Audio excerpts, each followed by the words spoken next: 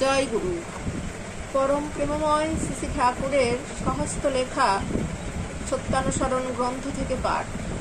ধনী হও ক্ষতি নাই, কিন্তু দিন এবং দাতা হও।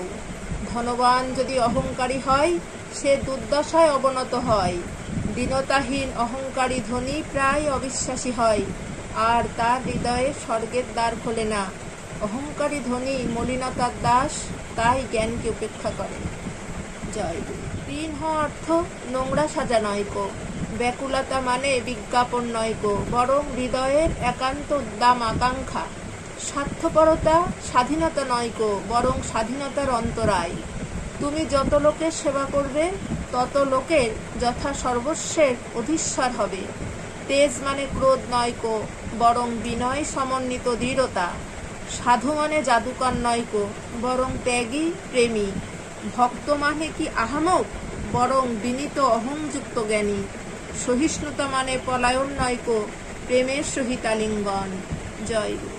নির্ভর করো আর সাহসের সহিত অদম্য উৎসাহে কাজ করে যাও। লক্ষ্য রেখো তোমা হতে তোমার নিজের ও অন্যের কোনরূপ অমঙ্গল না আসে। দেখবে সৌভাগ্য লক্ষ্মী তোমার ঘরে বাধা থাকবে। কথায় আছে বীরভোগ্যা বসুন্ধরা, তা ঠিক। বিশ্বাস, নির্ভরতা আর আত্মত্যাগ, এই তিনটিই বীরত্বের লক্ষণ। জয় পাঠ। একটা চাইতে গিয়ে 10টা চেয়ে বসো না, একেরই যাতে চরম হয় তাই করো, সকলগুলিই পাবে। জীবনকে যেভাবে বলি দেবে, নিশ্চয়ই তেমনতর জীবন লাভ করবে। যে কেহ প্রেমের জীবন দান করে, সে প্রেমের জীবন লাভ করে। উদ্দেশ্যে অনুপ্রাণিত হও আর প্রশান্ত চিত্তে সমস্ত সহ্য করো, তবেই তোমার উদ্দেশ্য সফল হবে। নিষ্ঠা রেখো, কিন্তু গোড়া হয়ো না। সাধু সেজো না, সাধু হতে চেষ্টা করো।